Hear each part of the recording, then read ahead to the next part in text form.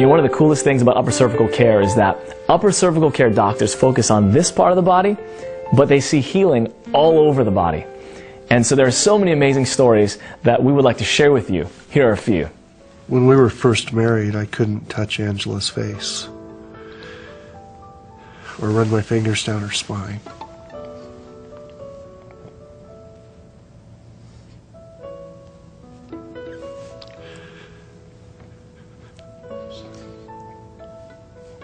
I've always been very proud of how she handled all that pain.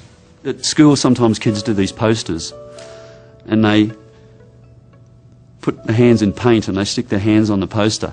And she wrote this, it was Father's Day, "Dear Dad," and of course they helped them write this stuff, but it was in painting.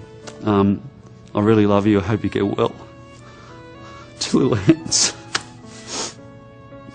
She knew I was sick. She didn't know why. And I didn't know why.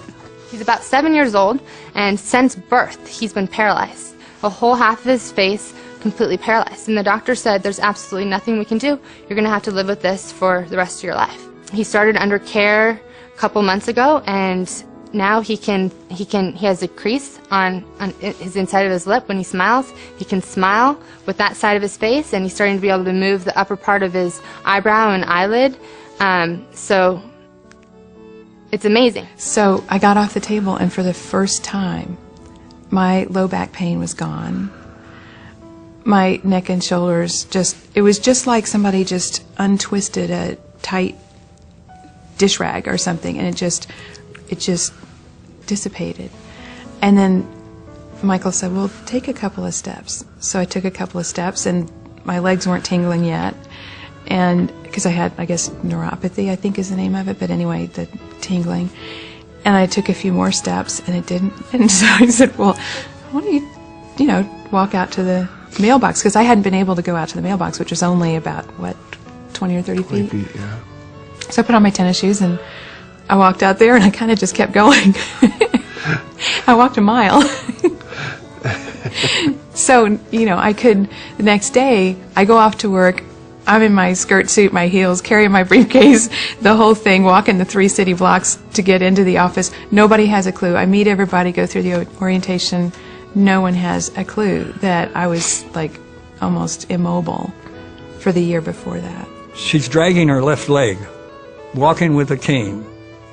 Okay, so we x-ray her, adjust her on Thursday night. Saturday morning, she came back into the office to be rechecked. No cane, and lifted her leg up. And I looked at her, and I said, what happened?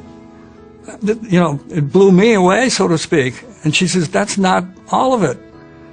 You had me lay down for 15 minutes. I have people rest after an adjustment. After I got up, I went to the car, and I put my leg in the car without any help or assistance. That was 20 minutes later. She'd been walking with a cane and dragging that leg around for 6 years. You see why I won't retire? And I could hear everything. And the ringing stopped. And my back's feeling much more relaxed. I don't have any pain, and tingling stopping. And I got home, and I ate something. And it was hardly in. I still had a bit of pain, but there wasn't excruciating pain. It wasn't driving me over. But I was very careful not to use the jaw too much. But I was so happy that I picked up my daughter, Holly. We danced. I had like this until, I think it was like 3 o'clock in the morning or something like that. And then she was asleep. I took her up to bed, put her down, and I crashed out. And I don't know, I think it was 12 hours, 15 hours, I'm not quite sure. It was a long time. And I woke up and I felt I was a 21-year-old again. And I'm looking in the mirror, and my head's not like this anymore, it's like this. I have a patient who has cerebral palsy, and a 13-year-old boy. When he first came into my office, he's had multiple surgeries on his arms and legs because his bones were twisted. And when he first came into my office, his right foot flared out, almost horizontal compared to the left foot. The next time he came in to see me, his foot was almost parallel to the other one. The next time, 3 days later, he came in to see me, his foot was almost parallel. And he what he cares about, he's running faster. His teachers report that he's doing better in school, and I mean, it's changed his life. She came in 2 weeks ago and had this smile on her face, and I asked her, I said, what's going on?